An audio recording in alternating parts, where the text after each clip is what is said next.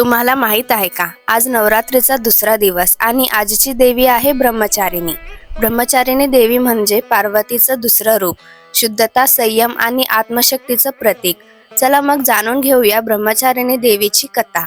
लहानपणापासूनच पार्वती मातेनं भगवान शंकरांना आपलं पती मानलं होतं, पण महादेव तर गूढ तपश्चर्येत लीन होते. त्यांच्यापर्यंत पोहोचणं सोपं नव्हतं. म्हणूनच पार्वतीने कठोर तप करण्याचा निर्धार केली. हजारो वर्ष तिने गहन तप केली. सर्व सुख सुविधा, अन्न पाणी यांचा त्याग केली. फक्त बेलपत्रावर जीवन व्यतीत केले. त्यांच्या या अद्भुत तपश्चर्येमुळे देवता देखील आश्चर्यचकित झाले. शेवटी तिच्या समर्पणाने प्रसन्न होऊन भगवान शंकरांनी तिला पत्नी म्हणून स्वीकारलं. हेच तपस्वी रूप पुढे ब्रह्मचारिणी म्हणून ओळखलं जाऊ लागलं. म्हणूनच नवरात्रीच्या दुसऱ्या दिवशी ब्रह्मचारिणी देवीची पूजा केली जाते.